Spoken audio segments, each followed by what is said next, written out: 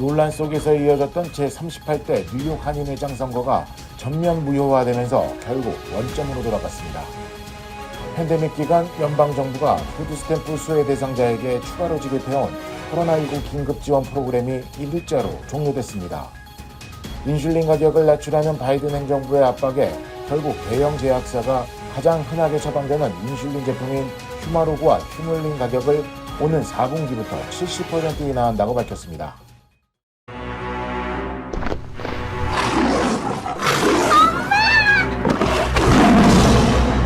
메리 안 돼!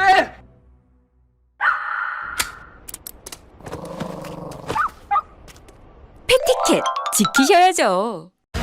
우리 개는 순한데. 주인에겐 순해도 타인에겐 사나울 수 있습니다. 그래서 반려인의 패티켓 알려드릴게요. 반려견과 외출 시 목줄을 꼭 착용해주세요. 배설물은 반드시 수거해주시고 반려동물 등록도 잊지 마세요.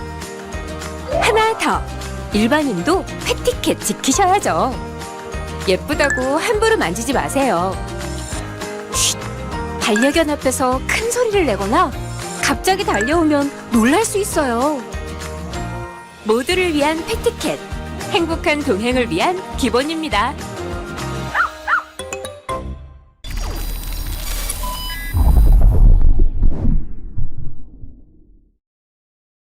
(3월 2일) IMTV 뉴스데스크 시작합니다. 논란 속에 이어졌던 제38대 뉴욕 한인회장 선거가 전면 무효화되면서 결국 원점으로 돌아갔습니다.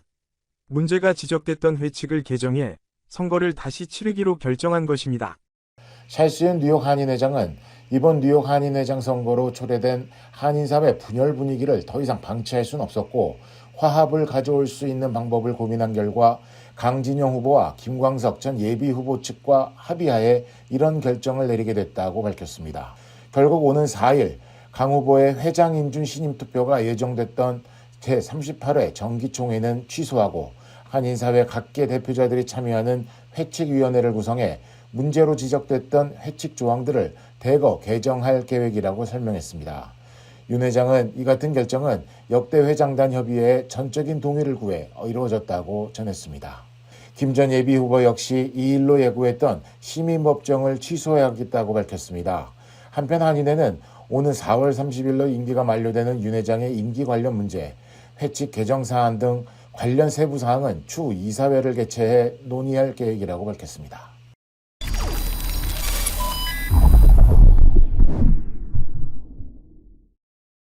팬데믹 기간 연방정부가 푸드스탬프 수혜 대상자에게 추가로 지급해온 코로나19 긴급지원 프로그램이 1일자로 종료됐습니다. 연방농무부는 팬데믹이 본격화된 2020년 3월부터 푸드스탬프 수혜자의 경제적인 어려움을 돕기 위해 추가 혜택을 긴급 배정해 제공했지만 관련 지원을 3월 1일자로 중단한다고 밝혔습니다. 전국적인 수혜자 4,100만 명 중 해당 프로그램을 통해 가장 많은 수혜자가 있는 캘리포니아에서는 지난해 약 260만 명이 가구당 월 평균 163달러의 추가 지원을 받았습니다. 인플레이션으로 전반적인 식품 가격이 지난해 대비 10.1% 오른 상황에서 식료품 지원 혜택이 줄면서 수혜자들의 생활이 한층 더 어려워질 전망입니다. 한편 긴급지원금 지급이 끝나도 푸드스탬프의 기존 지원금은 계속 받을 수 있으며 수혜자의 소득 감소 및 60세 이상 가구원 중 의료비가 매달 35달러 이상인 경우 오히려 수혜 금액은 늘어날 수 있습니다.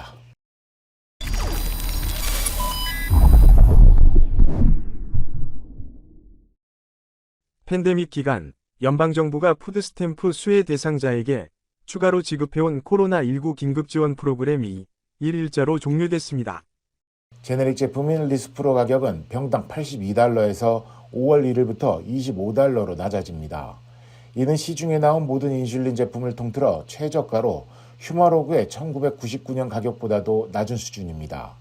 아울러 일라이릴리의 인슐린 제품 구매에 들어가는 본인 부담금을 월 35달러 이하로 제한하는 인슐린 밸류 프로그램을 민간보험 가입자에게도 확대한다고 발표했습니다. 지난해 시행된 인플레이션 감축법에 따라 메디케어 가입자들은 인슐린 구매에 월 35달러 이하만 내고 있습니다. 무보험자들도 1411 홈페이지에서 할인카드를 다운로드해 가맹약국을 방문하면 이 프로그램을 계속 이용할 수 있습니다.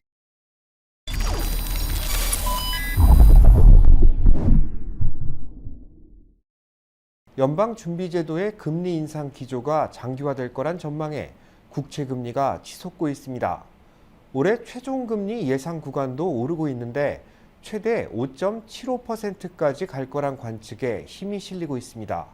한보경 기자가 보도합니다. 미국 10년 만기 국채금리가 장중 4%를 넘어섰습니다.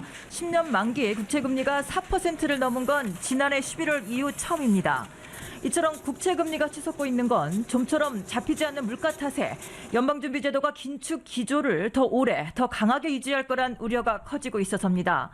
지난해 10월 4.2%대까지 올라갔던 10년 만기 국채금리는 연준이 금리 인상폭 조절에 들어가면서 지난 1월 3.3% 수준까지 내려간 바 있습니다. 시장이 예상하는 연준의 올해 최종 금리 구간도 상향 조정되고 있습니다. 금리 선물 시장에서 연준의 통화 정책을 예측하는 페드워치를 보면 올해 최종 금리가 5.5에서 5.75% 구간까지 갈 확률은 현재 40%에 육박하고 있습니다. 현재 미국 기준금리는 4.5에서 4.75% 구간인데 앞으로 금리가 1%포인트 더 올라갈 걸로 보고 있다는 얘기입니다. 연준의 이른바 강경 매파 인사들의 발언도 이 같은 전망에 힘을 싣고 있습니다. 애틀랜타 연은 총재는 기준금리를 5% 이상으로 올려 이 수준을 내년까지 쭉 유지해야 한다고 했고 미니애폴리스 연은 총재는 이달 하순 열릴 통화정책회의에서 연준이 0.5%포인트 인상으로 다시 금리 인상폭을 넓힐 가능성도 열려 있다고 했습니다. I lean towards continuing to raise further, that I would continue to push up my policy path. And so I think my colleagues agree with me that the risk of under-tightening is the worst risk than the risk of over-tightening. 물가를 잡기 위해선 과한 긴축이 낫다라는 얘기인데 파월 연준 의장을 비롯해 연준 인사들이 줄곧 강조하고 있는 것도 바로 이 부분입니다. 금리 인상폭 조절에 들어가자마자 물가 오름폭이 다시 커지다 보니 연준은 긴축 고삐를 다시 세게 조일 수밖에 없을 것으로 보입니다. 미국과의 금리차 살펴가며 경기 걱정, 환율 걱정해야 하는 나라들은 셈법이 아주 복잡해집니다. 주요국 중 가장 먼저 금리 동결한 우리도 그럴 겁니다. 뉴욕에서 KBS 뉴스 한보경입니다. 재무부가 북한의 핵과 미사일 개발 자금 조성과 관련해 추가 제재를 단행했습니다. 보도에 김기현 기자입니다. 미 재무부가 북한의 칠성무역공사 등 3개 기관과 북한 국적자 2명을 제재 대상에 추가했습니다. 북한 정권 소속인 해당 기업들이 불법 외화벌이에 나섰고 요원들을 위장 고용해 해외 정보를 수집했다는 겁니다. 개인들의 경우 콩고 민주공화국에 설립한 회사를 통해 유엔이 금지한 조각상 수출 등을 진행했다고 덧붙였습니다. 미국이 제재 대상으로 지정하면 입국과 함께 거래가 금지되며 자산도 동결됩니다. 미국의 추가 제재는 국무부가 최근 북한을 테러 지원국으로 다시 지정한 데 이어 나온 것으로 도발 지속에 따른 대응으로 풀이됩니다. We are keeping a close eye, of course, on all of the provocations, on all of the threats that the DPRK poses to our allies.